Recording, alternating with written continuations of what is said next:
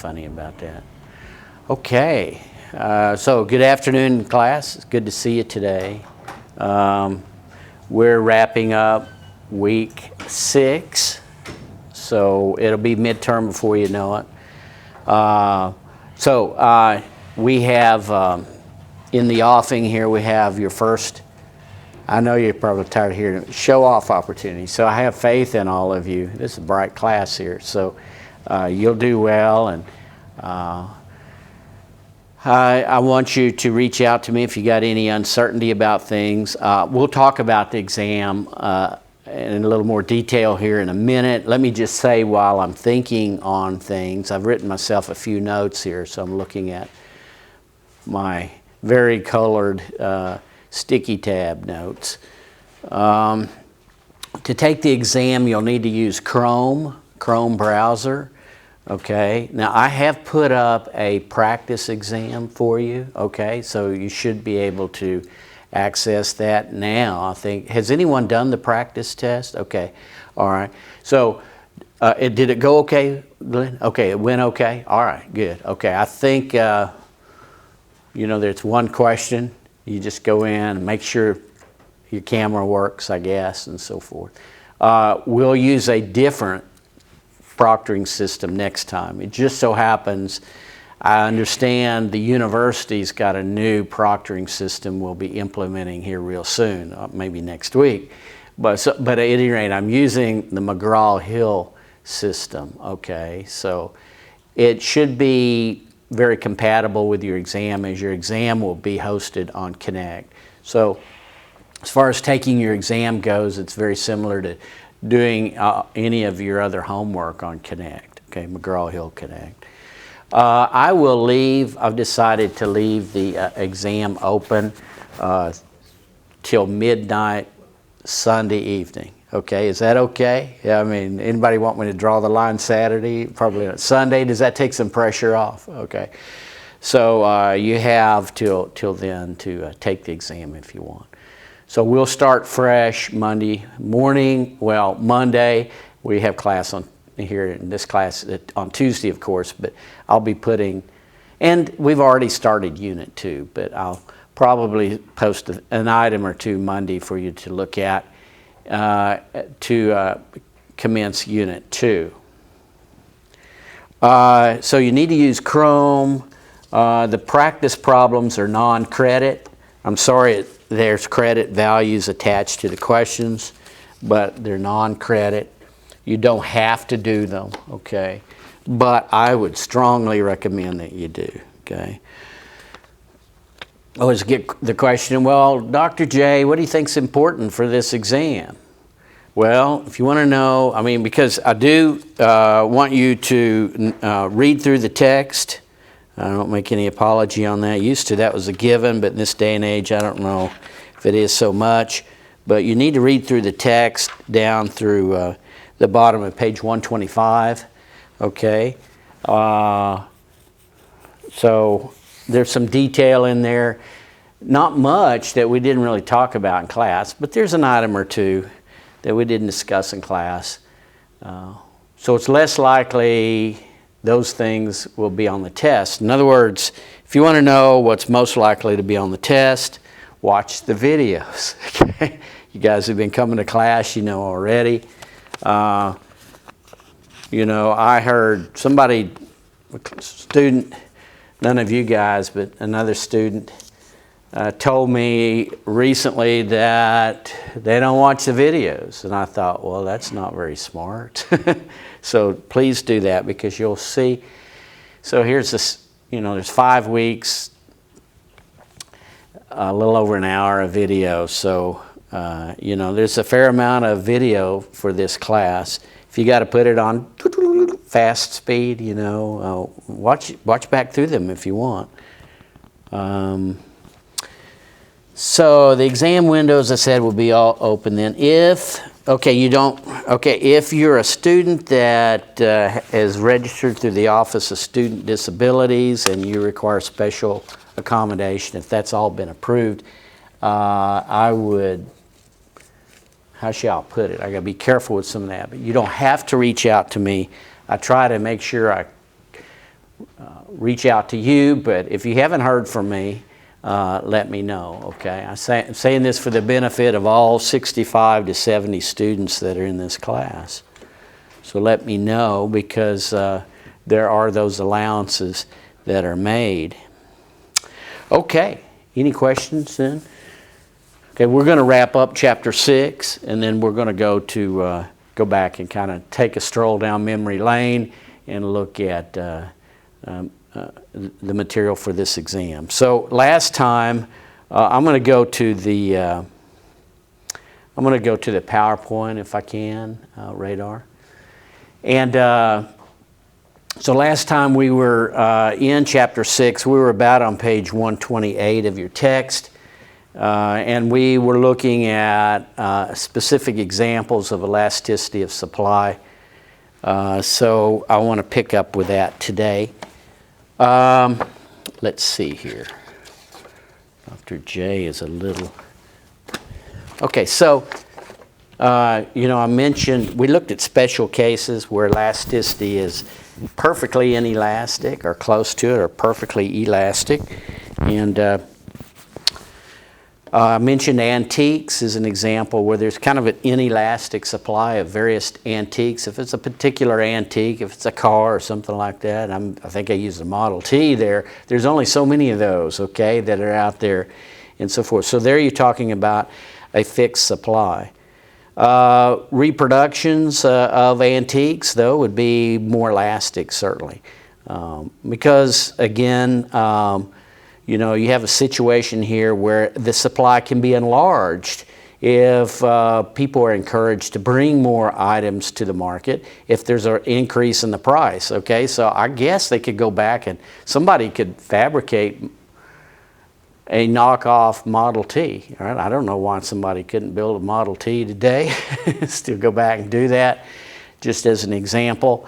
If Model Ts were valued high enough, then, that'd be quite a status symbol, right? So you might want to purchase one that looks like, a vehicle that looks like a Model T. And so there'd be somebody fill that void. So it'd be more elastic, okay? The supply for reproductions, knockoffs, and so forth is more elastic. Gold, okay, I mentioned gold. Now remember that vertical supply curve that we reference for gold. There's only so much gold in the world. I mean, we have gold mines, I guess, in the world, and so we're continuing to mine gold from the earth. But I mentioned last time, you could take all the gold through human history that's been discovered, melt it all down, what's not melted down, and go ahead and melt it down into bullion, and it would not fill 4 Olympic swimming pools. From what I understand, be about 3.7 Olympic swimming pools. So it's to say that's a very finite amount of supply. Now because of that, gold prices are very volatile.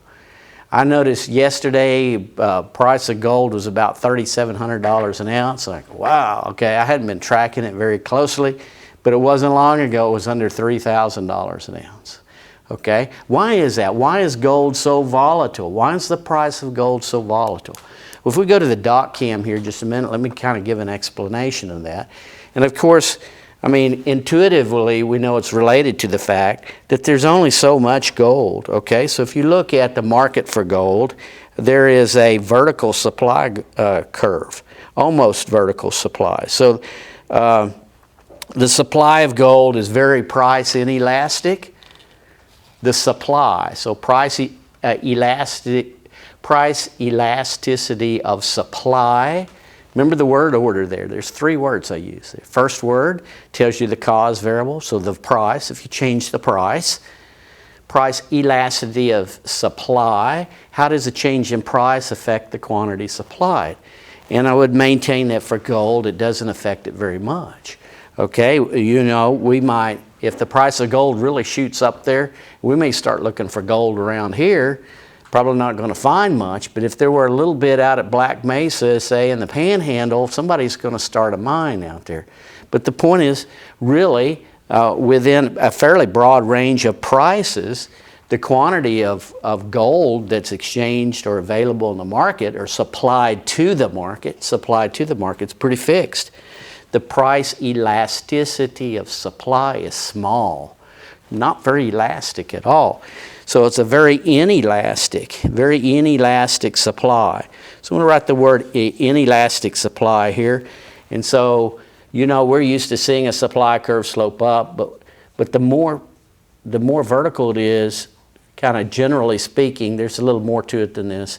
You also have to look at the position, but the more vertical a supply or demand curve is, the more inelastic that particular side of the market is, the more price inelastic gold is. Well, here's the deal. If that's the supply curve, then what you see is that a small change in demand for gold has a very pronounced effect on the market price for gold. Why is that? Let's just draw two demand curves. There we go, D1 and D2. So if there's something happening in the economy, say there's an increase in inflation or what have you, that's going to affect the demand for gold and so forth. And I've sketched this wrong. I'm sorry, class. I wasn't thinking when I sketched that. Let me fix it, okay? Because as I was talking, I said, that's not right. Inelastic. Let me fix it. Oh, Dr. J wasn't thinking again. I don't know. But I need, of course, demand curves. And it's kind of embarrassing, but I was talking and not thinking. There's two supply curves here. Okay, so let's think about this a second. If there's a lot of inflation, heats up in the economy. When there's a lot of inflation, do people want more gold or less gold? Or if they think there's going to be inflation, what do you think, class? Would you go out and get gold or not? If you say, oh, you hear, wow, there's a lot of inflation coming. Okay, well, gold is a hedge against inflation, okay? So here's the deal. You store your wealth in various things, okay? So you can store your wealth in dollars if you want, but if the value of dollars goes down, you're going to look for something else. So if you think you got $1 million in your mattress at home, I'm being a little facetious, but if you got a lot of liquidity, a lot of money in your bank account or what have you, and you think there's inflation coming, you're going to want to put your money, you're going to want to put your wealth somewhere else. You're going to want to store your wealth somewhere else. And so the demand for gold is going to increase. You could have a right shift in the demand for gold because there's an expectation that price inflation is just around the corner. So notice what happens here to the market price for gold. Okay, it's going to go from P1 to P2. Very pronounced shift in the price of this commodity because of the inelastic supply, because there's not very much of it. Okay, so if you look at a more elastic good price, and I'm talking about the supply side, a good that would have, if we talked about timber for a little bit or something like that, we could look at the same shift in demand, but of course that would affect a much smaller increase in price, say, okay? So because the market can accommodate this increase in demand from D1 to D2, it accommodates it by delivering more to the market. Say, the market now will clear at Q2, whereas before it cleared at Q1. So you might start out with a situation like this, okay? Here's the initial supply and demand curve, price here. There's an increase in demand. Immediately what's going to result is that, you know, if the demand shifts here, before price has an opportunity to respond, you're going to have this shortage here, okay? You're going to have this shortage.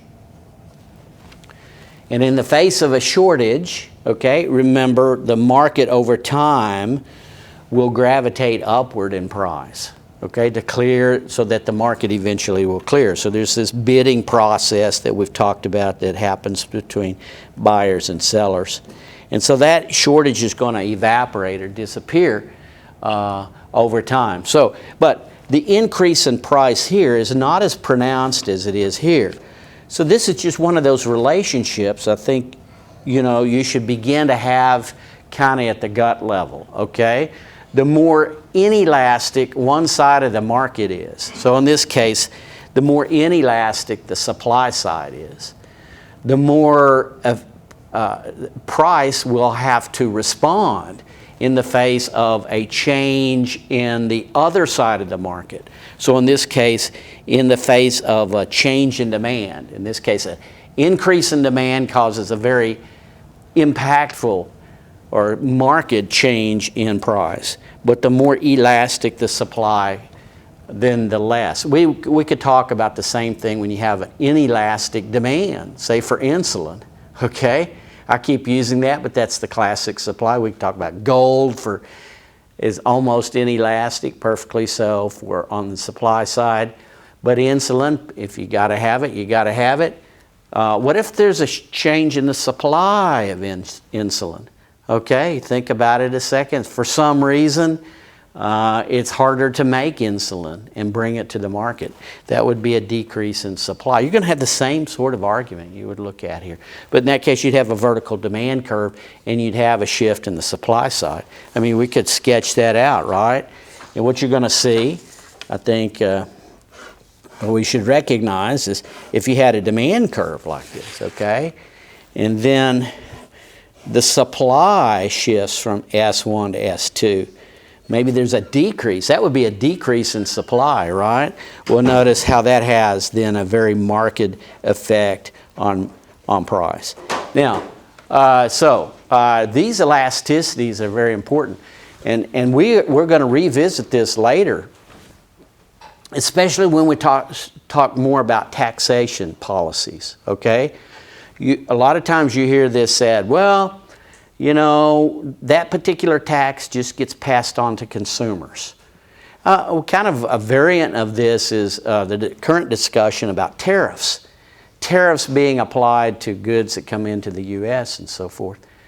Well, you know, generally speaking, kind of usually speaking, a portion of a tariff or a portion of an excise tax is passed on to consumers, but not all of it. It all has to do with the elasticities of the two different sides. If there's a tariff on steel that comes into the U.S., say a global tariff, you can have tariffs applied to particular countries, and that's kind of the way we're doing things now, but you can have a global tariff and so forth. Assume for the moment there's a global tariff on steel that comes into the U.S., and I don't know the numbers exactly, but for a ton of steel, they slap a 10% tariff. I would just say for $1,000 worth of steel, they slap a 10% tariff. That would be $100, okay? Now what we're going to see later is, you know, not all of that's passed on to the consumers. A portion of it is. The suppliers will have to eat some of that, okay? And the demanders will to some extent, but it could be that only $60 is passed on to the consumer. That is, consumer prices go up $60. Instead of $1,000, it's $1,060 for that quantity. And then producers receive a decrease in the price they receive by $40. So you drive that wedge. You'll drive a wedge between the price producers receive and the price consumers pay. You draw a wedge there, drive in a wedge equal to the tax or the tariff. But how that gets distributed, as we're going to see later, all has to do with elasticities. We'll come back and we'll visit that. And it turns out the more inelastic side of the market's going to bear the brunt of the tax. Okay, whatever it is. So that's going to be a very important thing, as we'll see here. If you apply a tax on units that are brought in here, we'll just look at this later, but an excise tax, so forth, so that to supply a certain quantity to the market, it's a higher price now. The demand side's going to pay a lot higher price here. It's going to have but the point here for us, when we look at that later, and we'll look at taxation policies later, but the thing is, whenever there's a shift in one side of the market, how it affects prices will depend upon the elasticity of the other side of the market. Okay, so that's just kind of an explanation there why gold prices are so volatile. Okay, because there ain't anymore. Okay, there isn't anymore. Same with land and a lot of natural resources.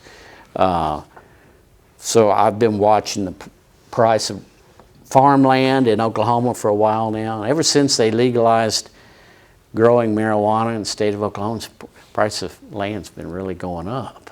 Okay, there's been some increase in demand for land, but the thing is, we know that the supply is pretty much fixed, very price inelastic. So there's going to be a pronounced impact on the equilibrium price of land as there is when there's even a small shift in demand.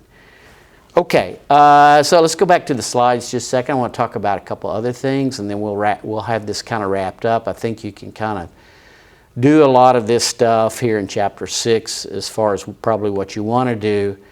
Many of us are thinking of the exam, I realize, so I just want to wrap this up. There's another elasticity called, there are two other elasticities we'll look at. This one here is called the cross-elasticity of demand. The cross-elasticity of demand, what are we talking about here? We're talking about how the price of one good affects the quantity demanded of another good, okay? So we're going to move from the one good situation to the two good situation. There's situations where you use goods together, they're called substitutes, complements, and there's goods that you use in place of each other, and those are called substitutes. And those will have an effect on this particular expression here. I'll just say here, I don't want to get too detailed here because I do want to talk about the exam. But these are percentage changes, just as we had with the one good price elasticity of demand. But you have a product Y here, and then you have product X in the numerator. So let me give you an example. The price of gasoline goes up 10%, okay? What's the effect on the market for luxury automobiles? Okay, and when I say luxury automobiles, I'm talking about gas guzzlers, okay? Vehicles that use a lot of gas. Well, first off, reason this out, if the price of gasoline goes up 10%, fewer people are going to want to buy new fancy new cars, right? That drink, say, great big cars, okay? My wife has this huge truck. It's a mega cab or something, okay? And it's like, wow, that thing drinks a lot of diesel, I'll tell you. The price goes up a little bit. We're probably not going to drive that thing very much. You certainly wouldn't want to buy a new one. So what you would see here is that if there's a positive value in the denominator in this expression here, say a plus 10% increase in the price of gasoline, that's going to affect then a negative change in the quantity demanded of gas guzzling vehicles. So it could be if there's a 10% increase in gasoline, there's a 20% decrease, it would have to be a decrease in large automobiles, okay, big pickup trucks and so forth. So the numerator would be negative 20 and the denominator would be positive 10, and so we would have a cross elasticity of a negative 2. Now when you talk about cross elasticities, a second you want to hang on to the sign, okay, don't throw the sign away here. You note the fact that it's negative, and negatives, you'll have a negative cross elasticity of demand for complements, always. Goods that you use together, peanut butter and jelly, okay, that's kind of an ideal complement there. Items that you would use together. You know, building materials are kind of this way a little bit. You use lumber and concrete to build a house, okay? Also other products to make automobiles, especially in any production context. But, you know, you use a certain amount of steel and aluminum and so forth to build vehicles and so forth. Now the aluminum content in an engine and so forth is so much higher than it used to be. But at any rate, when you use these things together, they're complements. And when the price of one of these goods goes up, you would expect then the quantity demanded of the other good to go down. So, because you use them together, okay, and you're discouraging the production or the consumption of goods that use those resources jointly. Cross elasticities of demand would be negative, just a simple ratio, percentage change in peanut butter That's the Y. How would that affect the market for jelly? That's the X, okay? So price of peanut butter goes up, quantity demanded for jelly goes down because you like to eat peanut butter and jelly together. Just being a little facetious there. But there's a lot of other more realistic situations, especially when you talk about, I keep going back to energy and so forth. I mean, steak and potatoes too, I guess.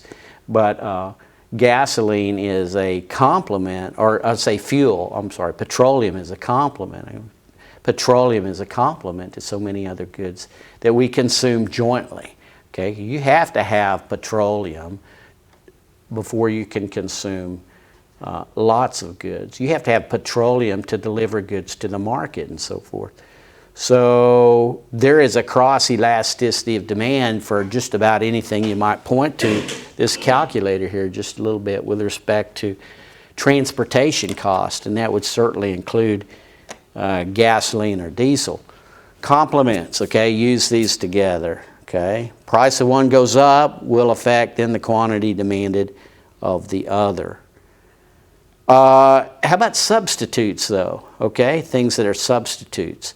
So gasoline again, you have to use gasoline to get back and forth to work, but you can also, keep going back to this one, but you can buy a bus ticket, all right, public transportation and so forth. Okay, those are substitutes. You use one or the other, okay?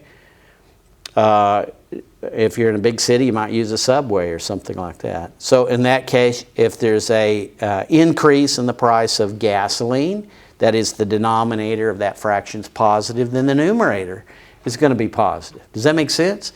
So if the price of gasoline goes up, Y is gasoline, that's product Y, then the quantity demanded of bus tickets is going to go up. As people are going to want to substitute bus tickets for gasoline, okay? They want to substitute away from gasoline and toward bus tickets. There's lots of substitutes as well in our economy here. Your book gives some examples here. Coke and Pepsi is kind of one of those that is pretty obvious there.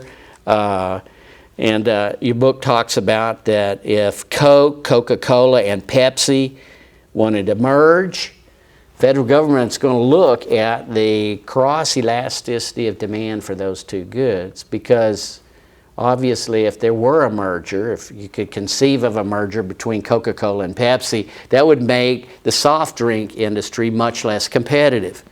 So when you have a large cross-elasticity of demand between products, if it's very large, that means that there's substitutes, and if those two companies want to come together and produce, one company produce both products, they don't present as many options to consumers.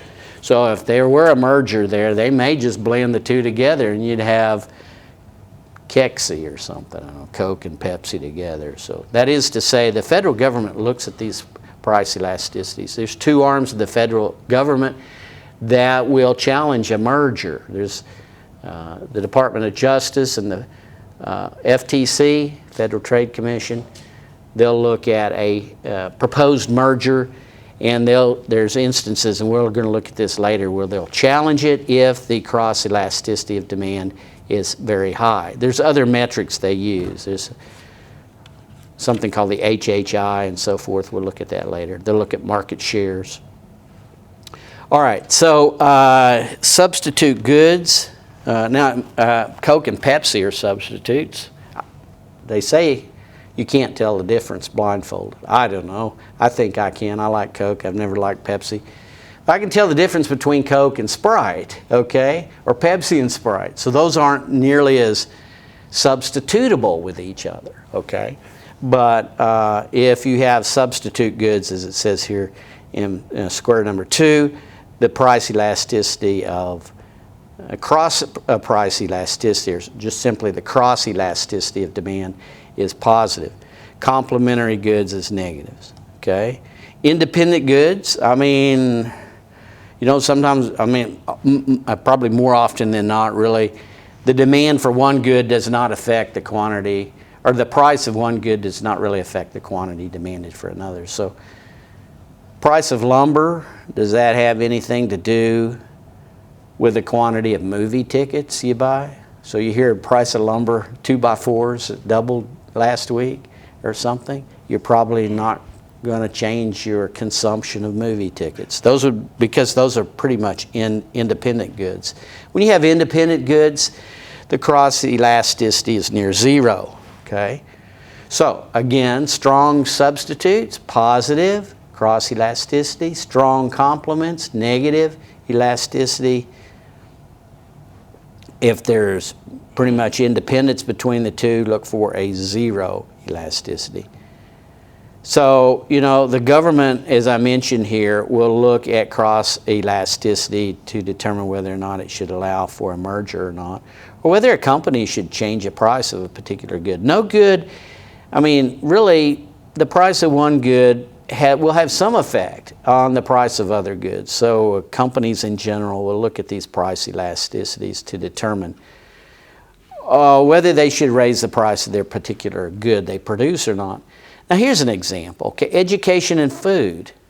Okay, we hear these stories, especially say for elderly people on fixed income, they have to make a choice between prescription drugs and whether they're going to eat. Those are tough.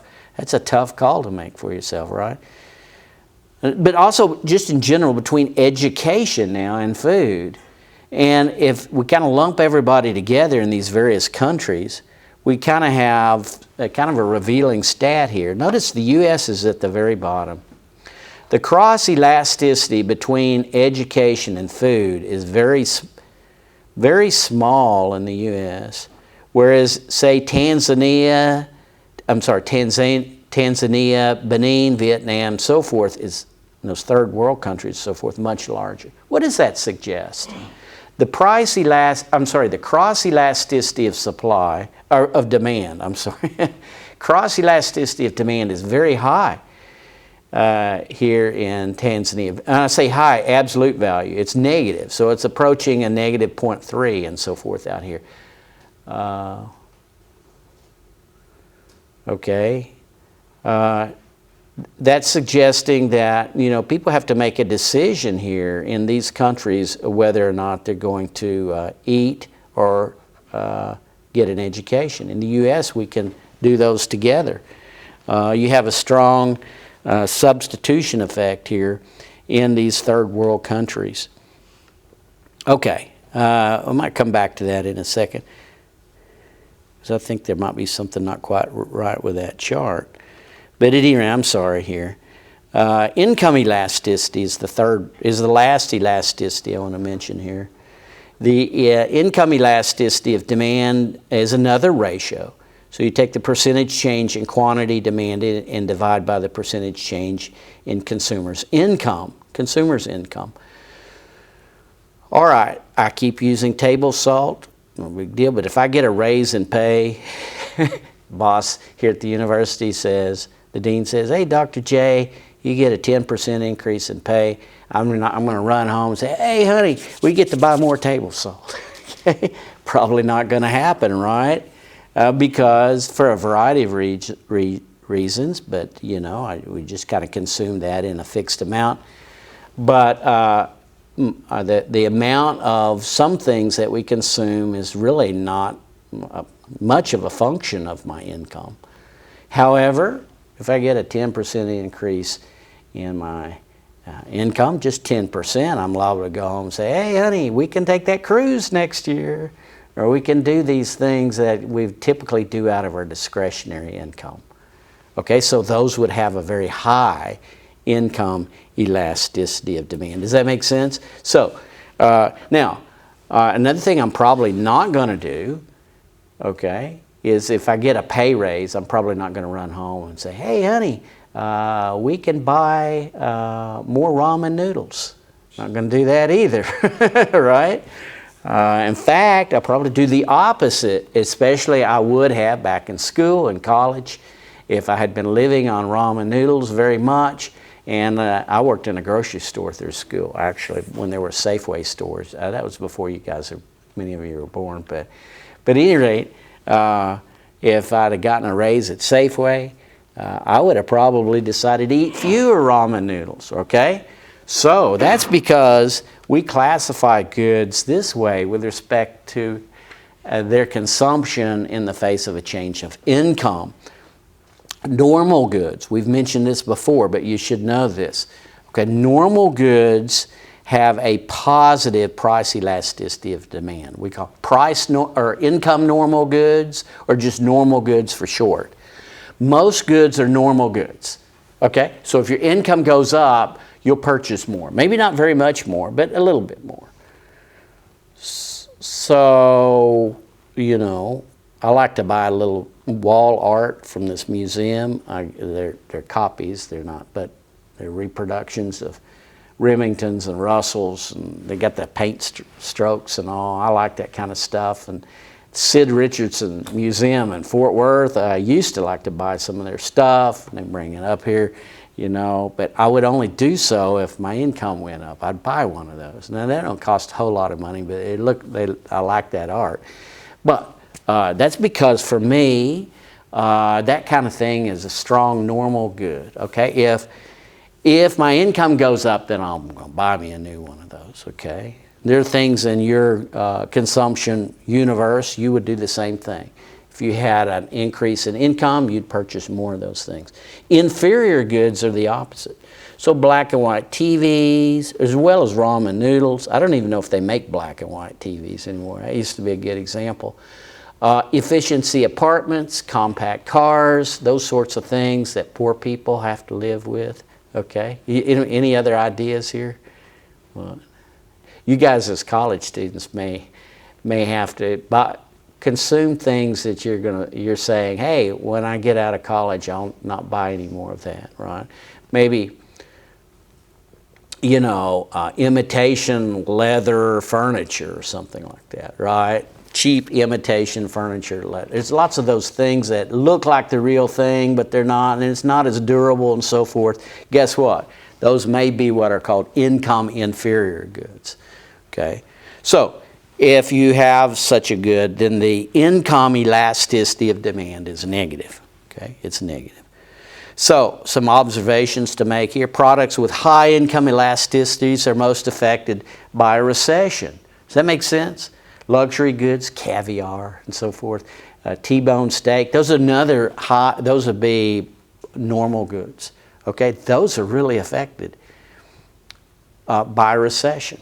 Why? Because typically during a recession, there are a number of people whose incomes are adversely affected. Okay, they may lose their job or not get to work as many hours. Output, study what a recession is. This isn't a macro class so much, but it's a downturn in gross domestic product. Basically, it means there's fewer people working and producing stuff. And incomes have gone down. And so when that happens, certain goods really suffer. Pleasure boatcraft, okay? All right? That would certainly be adversely affected. So, in a recession, those with high income elasticities, the income elasticity, by the way, is always positive. Okay, it's a positive ratio. If we go back and look at this, the numerator and denominator will always have the same sign. But those are most affected by a recession, those with high income elasticity. Products with low income, are negative. I'm sorry, I've said a couple of mistakes. I wasn't thinking. Okay, rewind, erase. It's always positive for normal goods, but for inferior goods, income inferior goods, as we noted just here, the income elasticity of demand can be negative. There it is in the bottom. I'm sorry I said that. It's hard for me to not misspeak sometimes on certain days. But here's a table that summarizes everything. Cross elasticity can be positive or negative depending on whether we're talking about substitutes or complements. So you might think that out, look at the definition. Income elasticities can be positive or negative depending on whether we're talking about normal or inferior goods. Normal or inferior goods. Now this chart makes sense. I'm not sure. The other one we were just looking at, I've got to go back. I'll be honest with you. My interpretation, I just kind of put this up here and thought we'll talk about it. I was looking for substitutes between education and food, but they got those they got negative signs there. I just wonder if that's right, because that would suggest education and food are complements. So I don't know, okay? I think that would make sense if those were positive, but I don't know. But this one, let's see if this one makes sense. Sometimes I don't see something until we do this together, and I'll have to, if I see something there later, I'll probably put something up on Blackboard and say, hey, go back and look at that. It's in your text. Here's what they're trying to show us.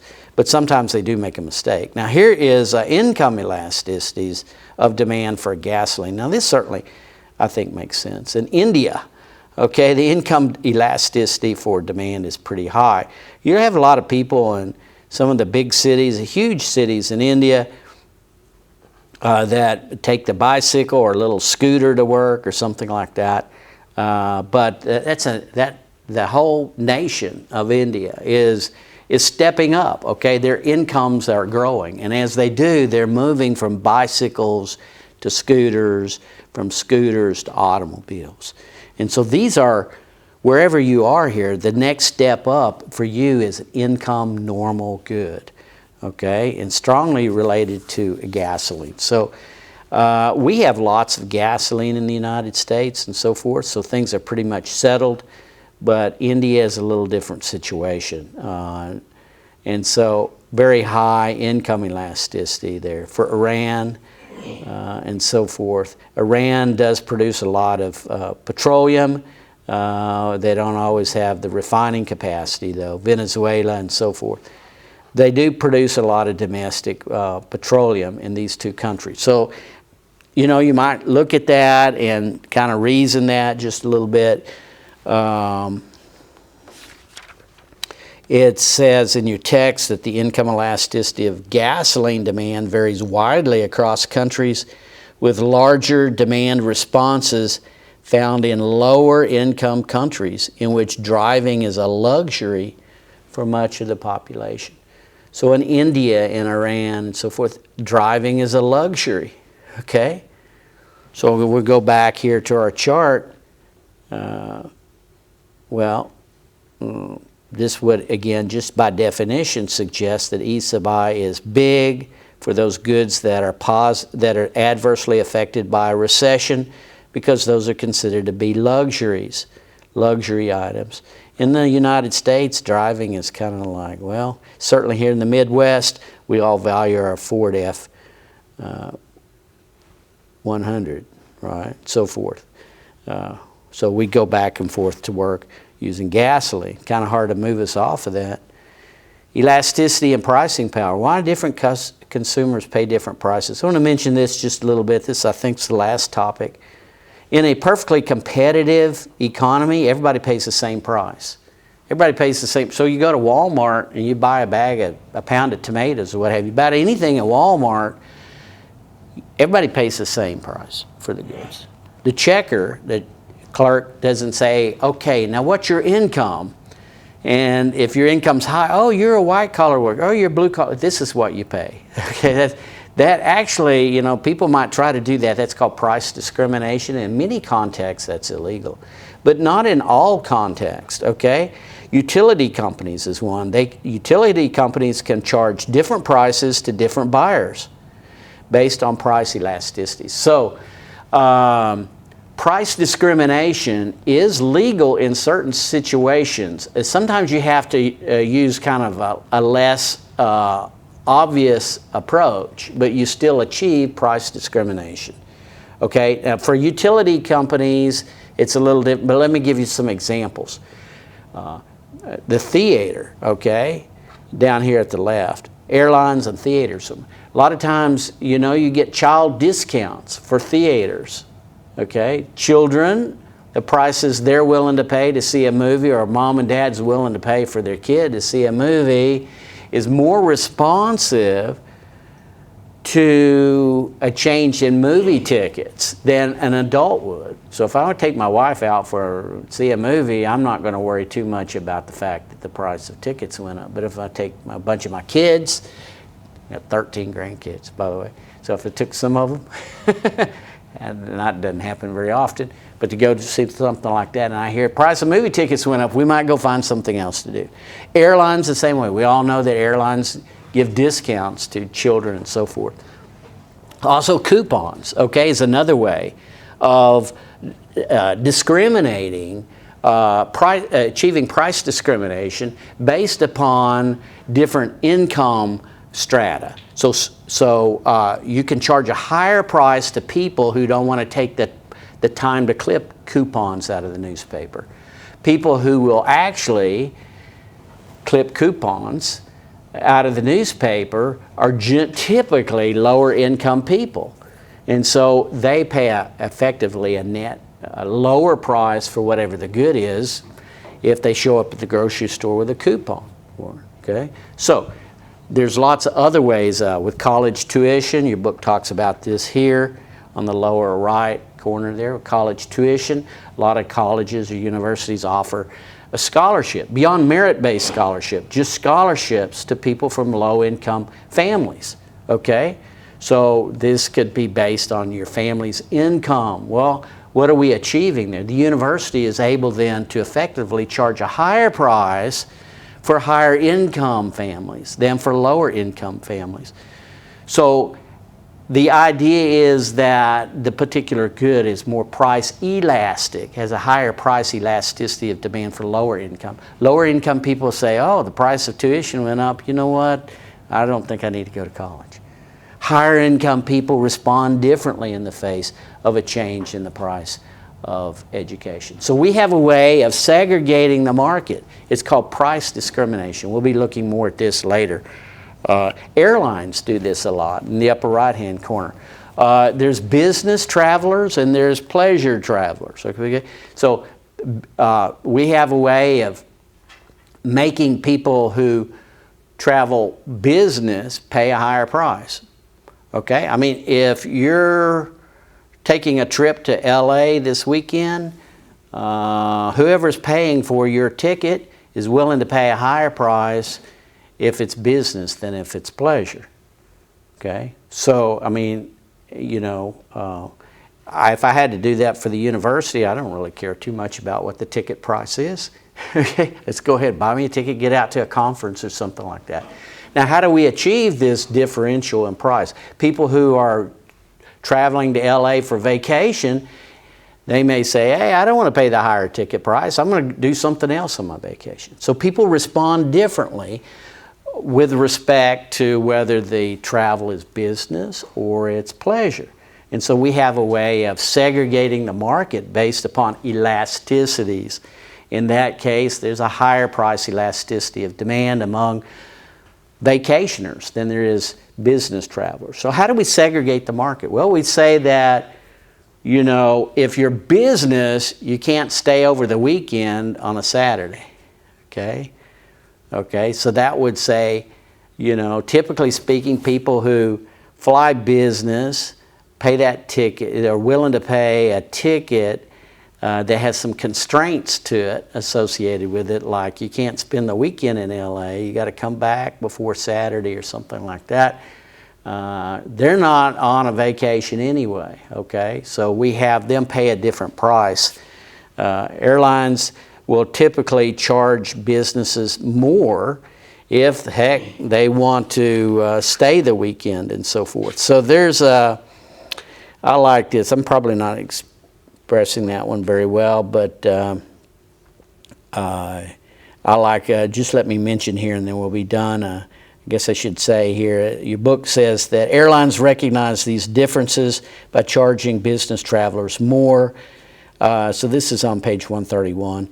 So to accomplish that, they have to dissuade business travelers from buying the less expensive round-trip tickets aimed at leisure travelers. And one way then is by placing these restrictions on the lower-priced tickets. So just for instance, airlines have at times made tickets non-refundable, required at least a 2-week advance purchase, and required Saturday night stays. These restrictions chase off most business travelers, right? That makes sense. So as a result, a business traveler often pays hundreds of dollars more for a ticket than a leisure traveler. Okay, so I hope that kind of makes sense. The restrictions on the lower price tickets usually are affected by an airline to price discriminate.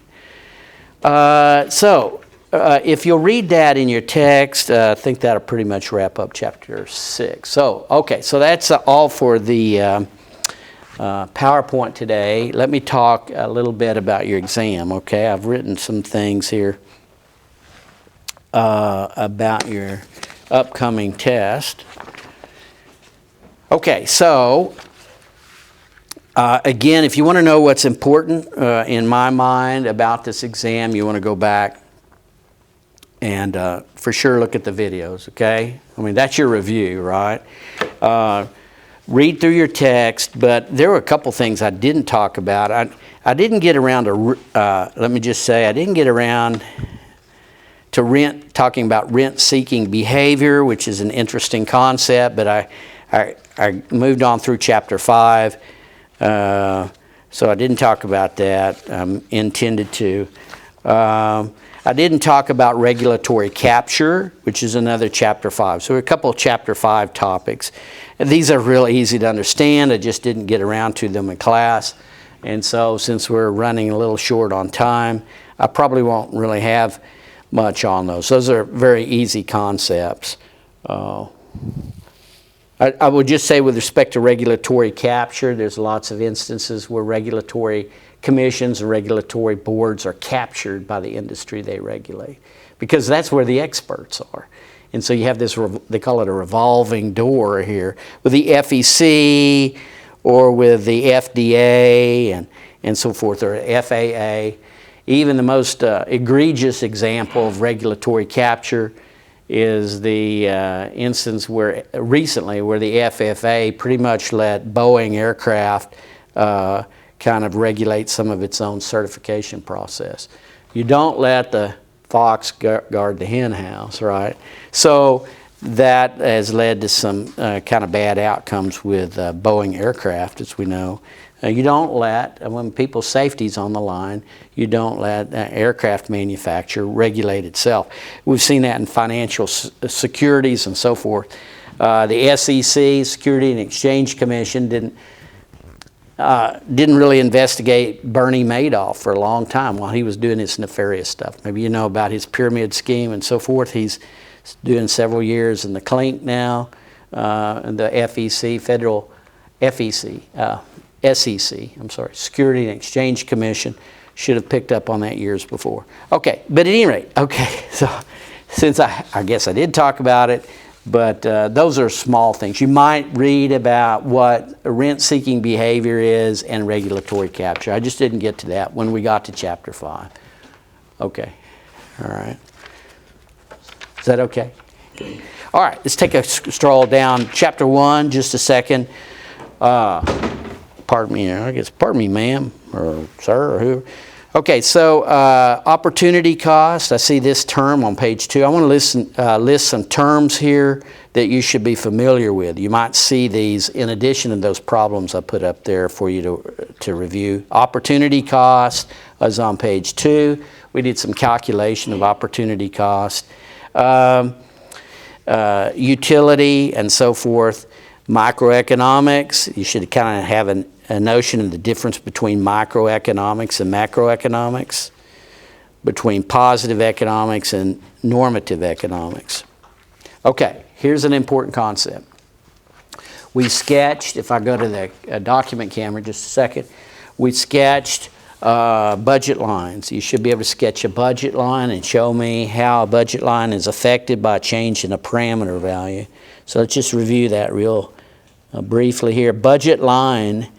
So, you know, if I said something like, okay, you have a budget, income is equal to $64 a week, okay?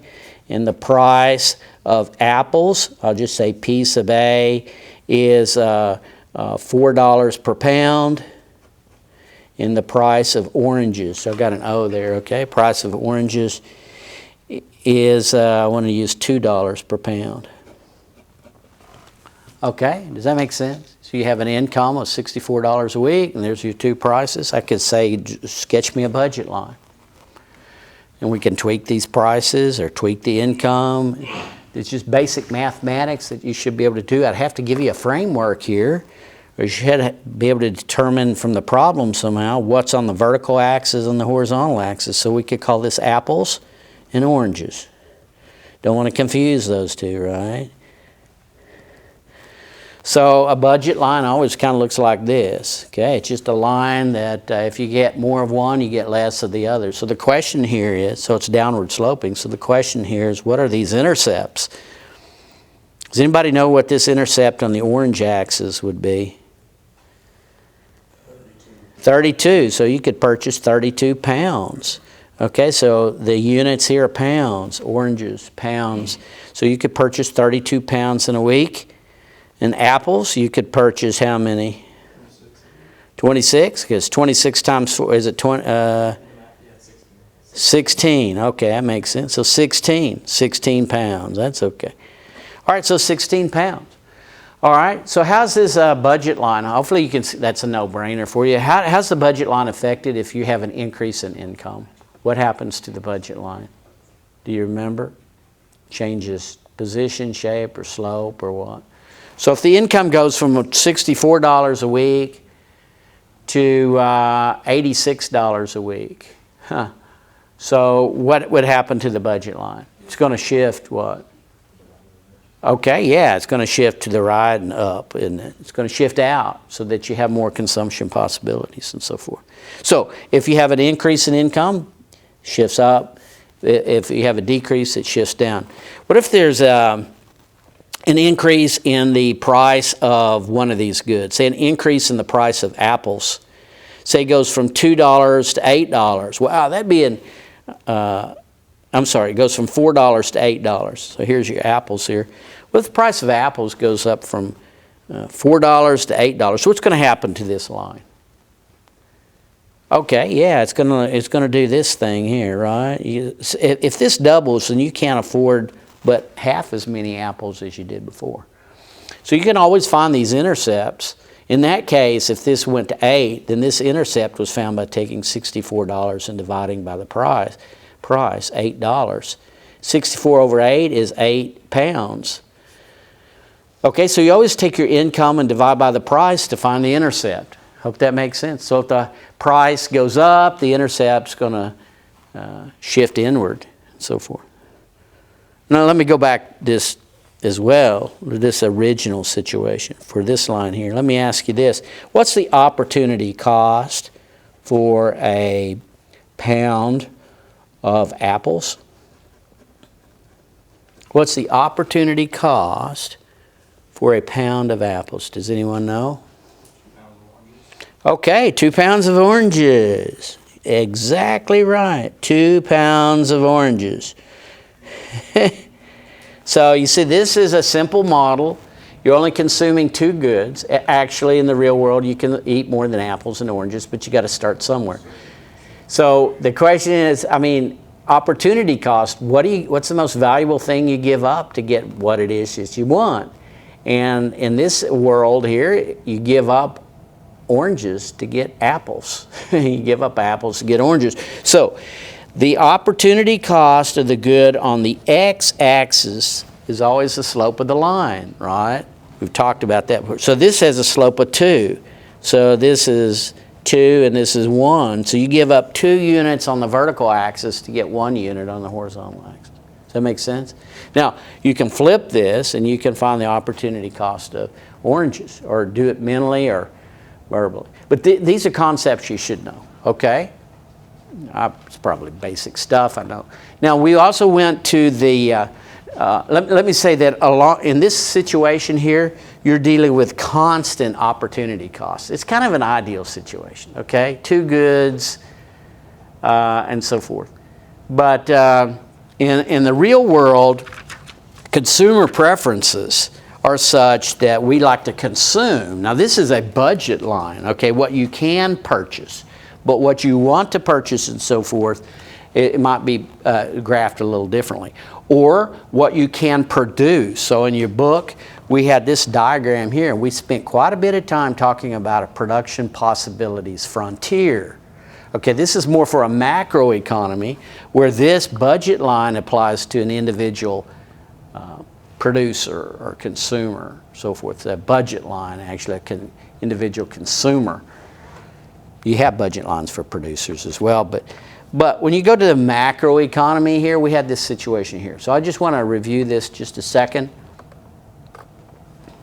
Here we're making pizzas and industrial robots. Boy, either we're high tech or low tech, right? So if you're at one of these points, say you're at point B here, you're making 9 robots in a period of time, maybe it's a year, or you're making 1,000 pizzas. Let's say it's a year, just to make it. So what if next year you want to increase the number of pizzas? The only way you could do that, number of pizzas that you could produce, production possibilities, is by producing fewer what? Robots. So we could ask, what is the opportunity cost of the, I'm going to draw my book here, but what is the opportunity cost of the second 1,000, or I guess it's 100,000, but the second unit of pizzas? Okay, to go from 1 to 200,000 pizzas, you give up robots. And the amount of robots you would give up would be the slope of the hypotenuse there, okay? The slope of the PPF, remember, gives you the opportunity cost of the good on the horizontal axis. And what we see is that, this is typical, is that opportunity cost is increasing as you produce more and more of a particular good. So this kind of gives you kind of the trade-off that a macroeconomy is going to face as we increase the production of any particular good. You always give up successively larger units of the other good. Okay, now we have a multi-good economy, but we could still say capital goods and consumer goods or something. We could divide the production mix of our economy on 2 dimensions. The more of one that you want to produce, it'll come at a higher sacrifice of the other. So this is called the law, the book talks about it, the law of increasing opportunity cost. I talked about the low-hanging fruit principle and other explanations for this. We're going to be using this a lot more later. Would like for you to be familiar, go back and look at that, the law of opportunity, increasing opportunity cost. But that will mandate what they say down here, the shape of the curve. A production possibilities curve is always concave, always, always, always. We have increasing opportunity cost, not decreasing opportunity cost. So I want to mention that. Okay, that's kind of some chapter 1 topics. Again, be sure you understand the difference between attainable points down here, unattainable points, and the productive efficiency you have on the boundary of this curve. Okay. Be sure you study about what we talked a little bit about here, about the goal of policymakers is to push out the PPF over time, or PPC. I use those terms. It depends on what book you're reading. Production possibilities. Frontier over time, that's our goal, is to increase the productive capability. So how do you do that? Okay. Sometimes the choice is this, and they give you this example here. Read through this, but here's a case where we consume a lot of goods for the present. We produce a lot of goods for the present. We do not produce too many goods for the future. You see that there with this point? Oh, that'll push the curve out a little bit. We have some capital formation here. But if you can, generally speaking, produce more goods for the future and fewer goods for the present, you usually get a higher step out in the production possibilities curve. I mentioned the case of the Great Leap Forward in China, though, back in the late 50s, 58 to 1962, where they were way up here producing only capital goods and people were starving to death. So you can go too far. You can push the pedal to the metal too far. All right, so there's just some of those concepts there in Chapter 1. Chapter 2, let me just say that, what did I mark here? be sure and read this, but I'm not real big on you memorizing a bunch of stuff, okay? Maybe it's because I was a math teacher for so many years. It's more about understanding. That's what I want you to have. Okay, thank you. It's more about understanding concepts and so forth. But this whole thing about the invisible hand and Adam Smith are very important. I do think you should, on page 35, they talk about the virtues of the market system. If I ask you to write very much or anything, I would hope you could tell me what's good about the market system. That's what we have here. It's mostly private ownership, private control, not entirely so, but we live in a market system. And what are good things about this? Your book mentions efficiency, incentives, and freedom on page 35, if you want to go back and review that. I'm trying to get through this in our allotted time. Let's see here. Okay. Not really much problem solving, I say, in chapter 2. But you need to know that you'll see this in the problems I gave you. But they work one of these on page 33. I know I'm jumping back and forth. The bottom page 33, they look at the 3 techniques for producing a $15 bar of soap. That's quite a bar of soap, isn't it? $15. But you have technique 1, 2, and 3. You're using different resources. Here are your 4 factors of production, or 4 resources. You should know that. Land, labor, capital. We talked about each one of those. And entrepreneurship.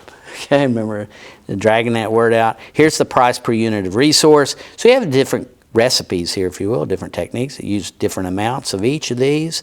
And here's the total cost. 2 times 4 is 8 and so forth.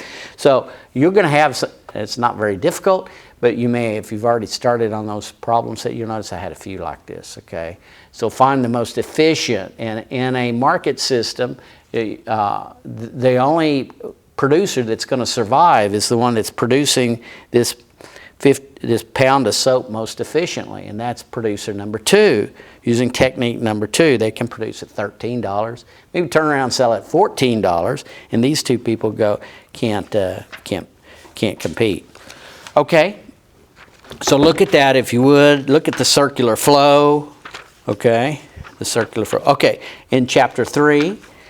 We got into the law of demand. Okay, so you should be able to construct a market demand curve by horizontal addition.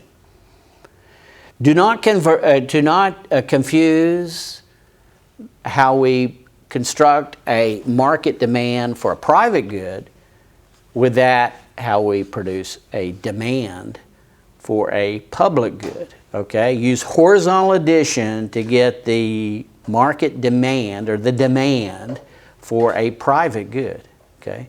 When we looked at public goods, if I don't have time to get to it, we use vertical addition. Just go back and look at that. Here's a big deal. I spent some time, quite a bit of time, talking about the determinants of supply and demand. Those are the things that determine the position of those 2 curves. And so we looked at various scenarios of where you tweak a determinant, it affects one or both sides of the market. What happens to the equilibrium price and quantity? You will have some of those, okay? So in other words, you got a market, and I used lumber and forest fires and so, remember that? Okay, and so forth. Just picture that supply and demand curve there, and if there's something that shifts the supply curve to the right, that's going to have a downward effect on equilibrium price. Something that shifts did I say demand or supply? Shifts the supply side to the right, it drives the equilibrium price down. If you shift the demand to the right, you're going to drive the equilibrium price up, so forth. So we looked at situations where you could shift both curves, okay? I'm doing all this stuff here. It's like semaphore here. But how does that affect equilibrium, price, and quantity? So you got, I'll just say here, you study this. Okay, thank you, Radar. Study this little diagram here. Woo, there in the camera on page 58 of your text, where they're shifting one curve at a time, and then on page 59, they're shifting both curves. You should be able to calculate a shortage or a surplus in a market too by looking at supply and demand curve. Is there a price above or below that intersection, that'll create a surplus or a shortage.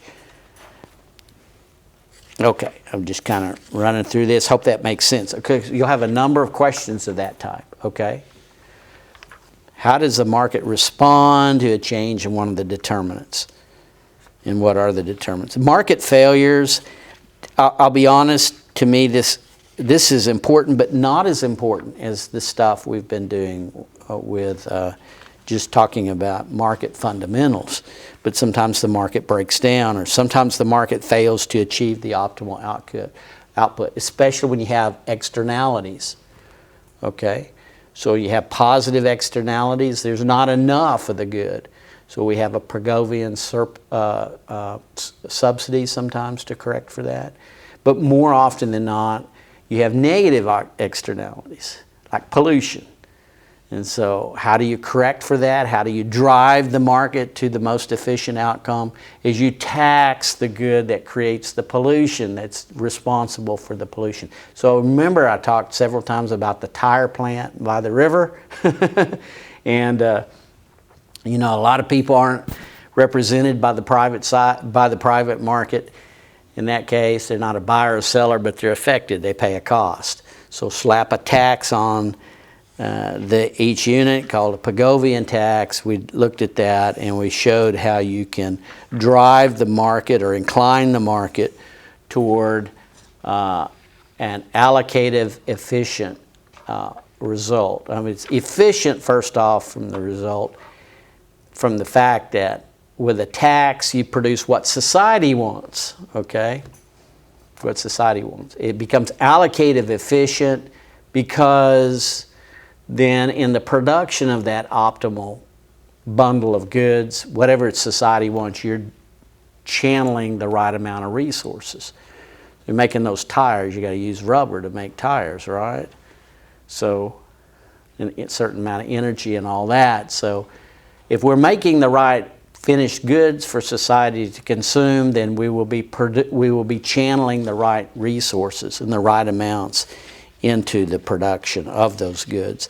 At any rate, positive and negative externalities. Look again at what we talked about with respect to asymmetric information, moral hazard, and adverse selection. Hopefully you know what those things are, and that's not a foreign concept to you. So chapter 4 is fairly important. Chapter 5, public goods. What's a public good? It has two things. Remember, it has non-rivalrous and what? Oh, it doesn't have to be provided by the public sector. A fireworks display is a public good, right? Because it's non-excludable. Okay, got you.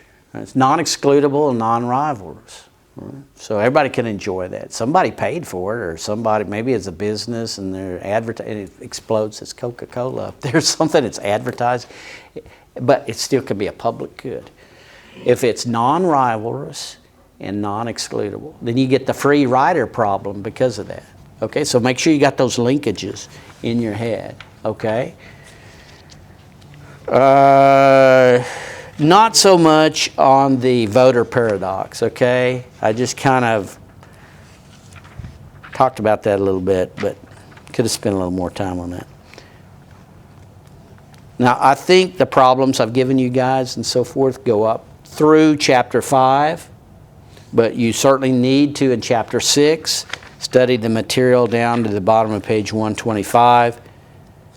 One thing you need to be able to do, certainly, okay, thank you, Radar, is you need to be able to calculate the price elasticity of demand for 2 points on a demand curve. Whether it's given in a chart or a graph, whatever it is, got 2 points you know is on a demand curve. You should be able to find the price elasticity of demand between those 2 points, okay?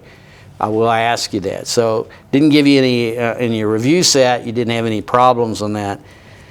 But we talked about elastic and inelastic and unit elastic demand. And then we also talked about how we talked about the total revenue test. We talked about how price and quantity demanded move together for what kind of good, okay? For price inelastic good, how they move oppositely for price elastic good. So review that. Okay, a lot of stuff there. Let me know if you have questions. The exam will go up tomorrow. It'll be up through Sunday night, midnight. So give me a little time in the morning maybe to get it up, but you've got the weekend.